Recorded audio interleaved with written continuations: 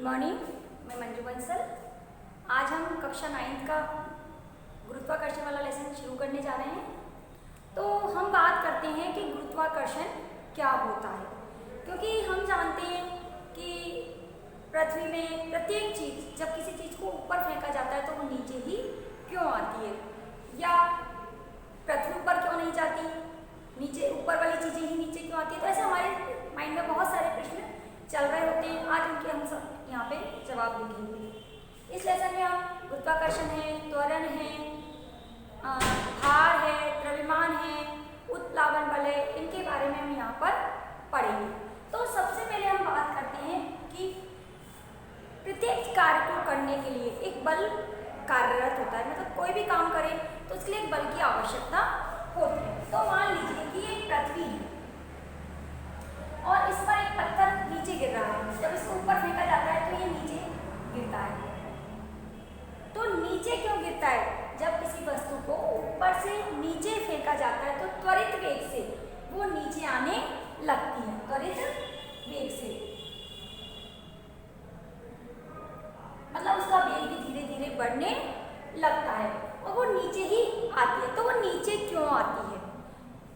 तो इसलिए आती है कि पृथ्वी का जो केंद्र है उसमें एक ऐसी शक्ति है, एक ऐसा बल कार्य करता है जो प्रत्येक चीज को नीचे की ओर खींचता है। इसलिए प्रत्येक चीज नीचे की ओर आती है। मान लीजिए दो द्रव्यमान है, दोनों द्रव्यमानों का जो वेग है वो कैसा है? बराबर है। तो दोनों पर बल भी कैसा लगेगा? बराबर लगेगा। तो दोनों का त्वरण भी कैसा होगा? बराबर होगा। इसलिए वो दोनों एक दूसरे को आकर्षित नहीं करती। लेकिन अगर कोई वस्तु बड़ी है और एक वस्तु छोटी है तो कम वजन वाली वस्तु ही बड़ी वाली वस्तु की ओर आकर्षित होती है। ऐसा क्यों होता है? ऐसा होता है उनके द्रव्यमान के अंतर के कारण। जैसे हम बात करते हैं कि पृथ्वी प्रत्येक चीज को अपनी ओर आकर्षित करती है, तो पृथ्वी भी आकर्षित क्यों नहीं होती है? चंद्रमा नीचे क्यों नहीं आता? हम बात करते हैं कि प्रत्येक चीज को आकर्षित करती है, तो चंद्रमा को भी आकर्षित करती है, तो चंद्रमा क्यों नीचे नहीं आता? तो इन सब के सवाल हम यहाँ देखेंगे। देखिए, जब किसी वस्तु का द्रव्यमान ज्यादा होता है तो उस पर जो बल होता है, त्वरण होता है, द्रव्यमान ज्यादा है तो त्वरण कम होगा और द्रव्यमान कम है तो त्वरण ज्यादा होगा। तो उस मान लो चंद्रमा है, चंद्रमा का वेग क्या है? त्वरण द्रव्यमान क्या है? कम है, पृथ्वी की अपेक्षा कम है, लेकिन फिर वो नीचे क्यों नहीं आता? वो इसलिए नहीं आता क्योंकि उसके केंद्र, पृथ्वी के केंद्र में एक अभिकेंद्र बल कार्य करता है जो उसको चारों तरफ घूमने के लिए प्रेरित करता है और उसकी दिशा को उसके अंदर ही प्रेरित करता रहता है। वो सीधी रेखा में उसको गमन नहीं करने देता। अब बात करते हैं हम जैसे कि मान लीजिए तो पृथ्वी जब कोई वस्तु को ऊपर से नीचे फेंका जाता है, तो जब कोई वस्तु त्वरित वेग से नीचे आती है तो उस पर एक बल लगता है जिसे हम क्या कहते हैं? गुरुत्वाकर्षण बल कहते हैं। गुरुत्वाकर्षण बल कहते हैं। इसकी खोज न्यूटन ने की थी। एक बार वो बैठे हुए थे पेड़ के नीचे, तो उन्होंने देखा कि आम का एक फल है वो नीचे गिरा। तो उनके दिमाग में बहुत सारे प्रश्न आए कि ऐसा क्या है जो पृथ्वी नीचे ही आया, ऊपर क्यों नहीं गया? तो ये सब इसके कारण उन्होंने उसके बारे में देखा।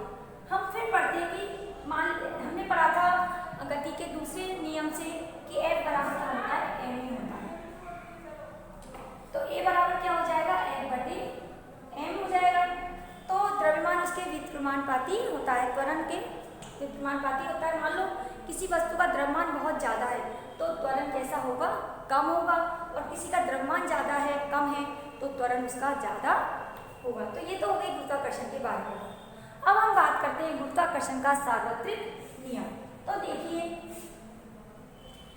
ये सब जितनी भी गतियाँ होती हैं, पृथ्वी सूर्य पृथ्वी की चारों ओर गति करता है, पृथ्वी चंद्रमा पृथ्वी के चारों ओर करता है, ग्रह की गति, नक्षत्रों की गति, ये सब किसके कारण होती है? गुरुत्वाकर्षण बल के कारण ही होती है। मान लीजिए एक पत्थर है, उस पत्थर को मैं ऐसे एक धागा बांध दिया और मैं उसको घुमा रही हूँ। तो जब मैं उसको चारों तरफ घुमाती हूँ तो उस पर केंद्र से एक बल लगता है जो उसको चारों तरफ घुमाने के लिए प्रेरित करता है। लेकिन उसकी अगर मैं उसको अलग अलग दिशा से छोड़ूं तो उसकी गिरने की दिशा भी कैसी होगी? अलग अलग होगी। तो मान लो ये वृत्त रूप में एक पत्थर है तो उससे केंद्र से एक बल लग रहा है। मैंने उसको यहाँ से छोड़ा तो उसकी गिरने की दिशा ये होगी, मैंने उसको यहाँ से छोड़ा उसकी गिरने की दिशा ये होगी, मैंने उसको यहाँ से छोड़ा उसकी गिरने की दिशा ये होगी। होगी, यहाँ से छोड़ी यहाँ होगी, यहाँ से छोड़ी यहाँ होगी। तो इस तरह उसकी गिरने की दिशा, लेकिन उसकी सीधी रेखा में तो वृत्त का विभाग जो इसको एक बिंदु से स्पर्श करता है, वृत्त का विभाग जो उसको एक बिंदु से स्पर्श करता है क्या कहलाता है? स्पर्श रेखा कहलाती है, वृत्त की स्पर्श रेखा कहलाती है। तो उसको जो अभिकेंद्र बल है उसको सीधे नहीं जाने देता, वो उसको अभिकेंद्र की तरफ घुमा लेता है, इस तरह से गति करने के लिए प्रेरित करता है। तो इस केंद्र के जो बल है, अभिकेंद्र बल है, जो अभिकेंद्र बल है, इसके कारण ही जो पृथ्वी है सूर्य के चारों तरफ चक्कर लगाती है और चंद्रमा है वो पृथ्वी के चारों तरफ चक्कर लगाता है, और इसी कारण से चंद्रमा नीचे की तरफ नहीं आता है। तो ये अब हम पढ़ेंगे गुरुत्वाकर्षण का सार्वत्रिक नियम। देखिए पहले हम बात करते हैं गुरुत्वाकर्षण के सार्वत्रिक नियम की। तो नियम लिख देते हैं।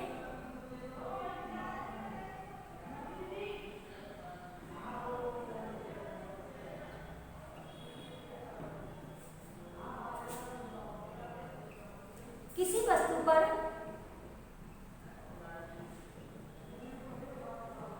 लगने वाला आकर्षण बल, किसी वस्तु पर लगने वाला आकर्षण बल उनके द्रव्यमान के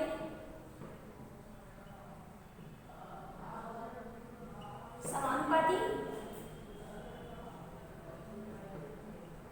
तथा दूरी के व्युत्क्रमानुपाती होता है।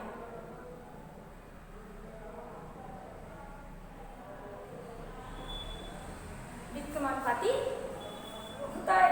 तो ये हमारा गुरुत्वाकर्षण का क्या है? सार्वत्रिक नियम है।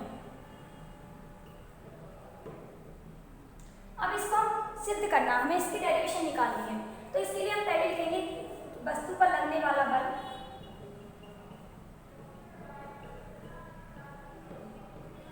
वस्तु पर लगने वाला बल द्रव्यमान के समानुपाती होता है। तो मान लीजिए दो वस्तु हैं, दोनों का द्रव्यमान क्या है? m1 और m2 है, ठीक है, और इनके बीच की दूरी क्या है? d है। तो हमें ये निकालना है, तो उनके द्रव्यमान के तो समानुपाती होता है, तो m1 और m2। दूसरा वस्तु पर लगने वाला बल, वस्तु पर लगने वाला बल दूरी के वर्ग के व्युत्क्रमानुपाती होता है, व्युत्क्रमानुपाती होता है। तो इसमें लिखेंगे F समानुपाती 1/d², ठीक है, दोनों इसको समीकरण नंबर 2 कह देते हैं। अब हम करेंगे समीकरण 1/2 से। तो समीकरण 1/2 से करेंगे तो F समानुपाती m1 m2/d² होगा, ठीक है।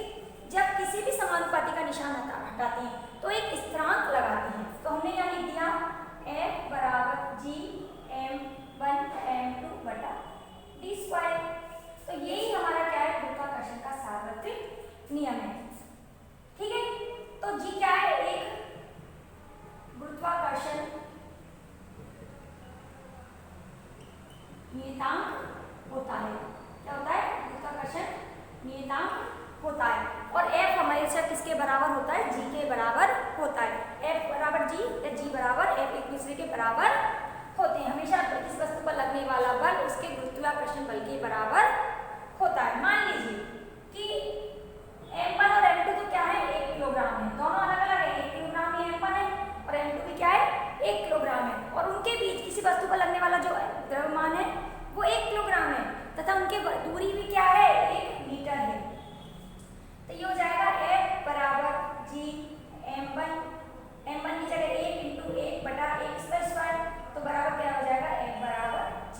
अर्थात ये जो किसी वस्तु पर लगने वाला बल है वो किसके बराबर होता है? गुरुत्वाकर्षण के बराबर होता है, गुरुत्वाकर्षण स्थिरांक के बराबर होता है। अब हमें मान निकालना है g का, कि g जो होता है उसका मान कितना होता है और उसका मात्रक क्या होता है। तो g का देखते हैं। g देखिए जैसे ये है F बराबर g m1 m2/d²। हमें किसका मान निकालना है? g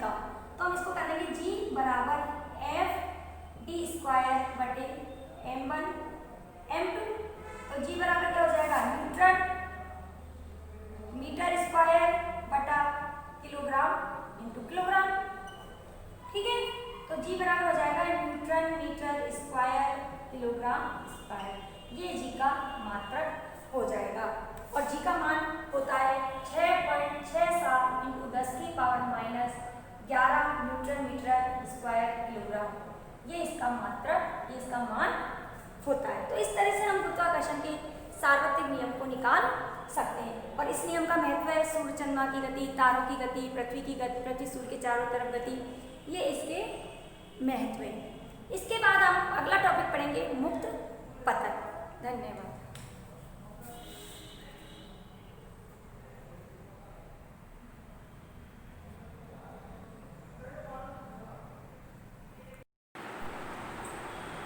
good morning. हमारा गुरुत्वाकर्षण वाला लेसन चल रहा है, उसमें आप पढ़ेंगे मुक्त पतन। मुक्त पतन क्या है? तो मुक्त पतन का वैसे ही अगर नॉर्मल अर्थ निकालने से वो होता है स्वतंत्रता पूर्वक। स्वतंत्रता पूर्वक अर्थात पृथ्वी के गुरुत्व बल के अधीन, पृथ्वी के गुरुत्व बल के अधीन। जब कोई वस्तु नीचे गिरती है तो वो पृथ्वी के केंद्र की तरफ आती है। कहाँ आती है? केंद्र की तरफ, केंद्र की तरफ आती है। तो वो केंद्र की तरफ क्यों आती है? कि जब कोई वस्तु ऊपर से गिरती है तो उसके केंद्र की तरफ ही आती है। तो स्वतंत्र रूप से जब किसी वस्तु को छोड़ा जाता है तो नीचे क्यों आती है? वो वस्तु उसके गुरुत्व बल के कारण आती है। और पृथ्वी के गुरुत्व बल के कारण जो त्वरण उत्पन्न होता है,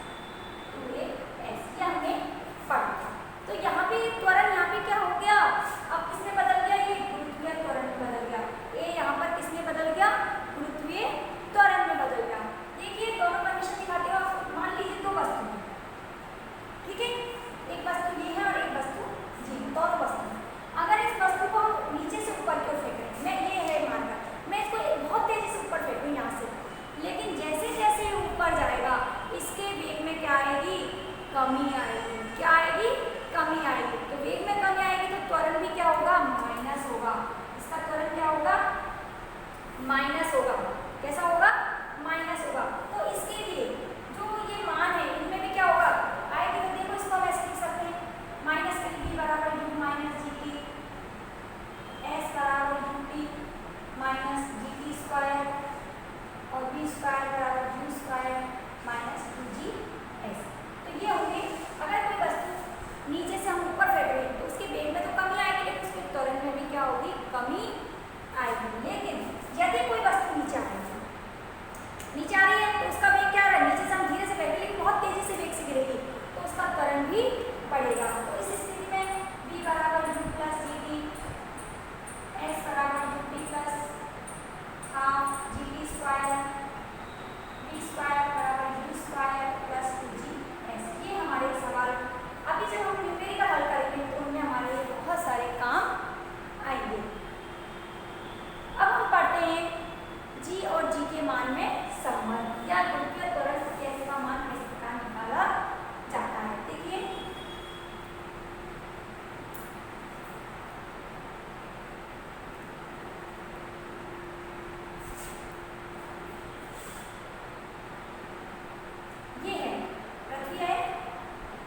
पृथ्वी की जो द्रव्यमान है वो तो m है और वस्तु का द्रव्यमान छोटा m है और इनके मध्य की दूरी क्या हो गई r²।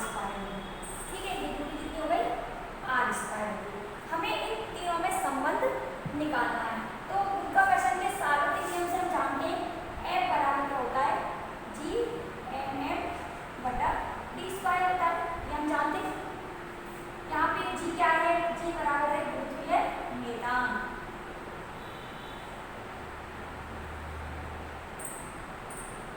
बड़ा M क्या है, पृथ्वी का द्रव्यमान।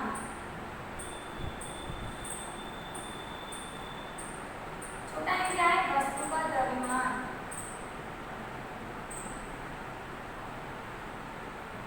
और D क्या है, पृथ्वी की त्रिज्या।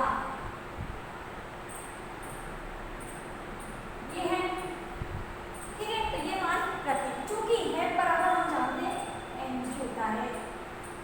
हमने गति के दूसरे नियम से पढ़ा था, गति के दूसरे नियम से हमने सिद्ध किया था कि त्वरण किसके बराबर होता है। त्वरण में आया था, हमने पढ़ा था ना गति का दूसरा संवेग, द्रव्यमान और वेग के इसके त्वरण को हम क्या बोलते हैं, उस पर लगने वाले बल के बराबर होता है। तो एक बराबर है भी पढ़ा था, लेकिन यहाँ पे त्वरण किसने बदल गया, गुरुत्वीय त्वरण में बदल गया। तो एक बराबर क्या हो गया, mg हो गया। क्या हो गया, mg हो गया। ये समीकरण 1 हो गया, ये समीकरण 2 हो गया। हमें यहाँ पे mg बराबर करना है। mg में मान रख दिया हमने Gmm/r² या d² एक ही बात है, त्रिज्या मान रहे हैं। तो इस m से ये m कट गया, तो g का मान आ गया हमारा Gm/r²।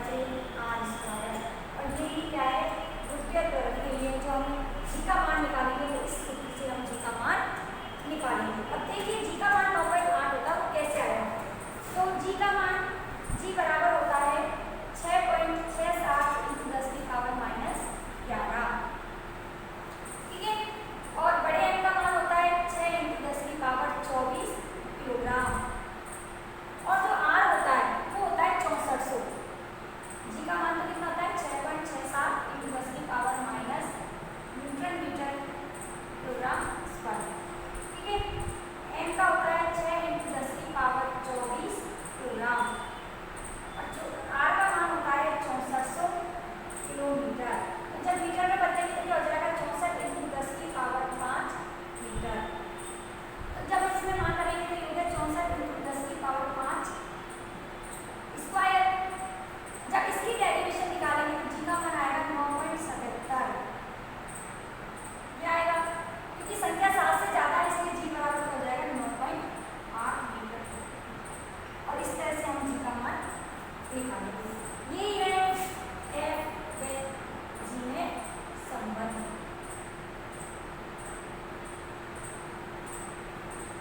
इसके बाद आपके कुछ न्यूमेरिकल है, वो मैं बता देती हूँ कि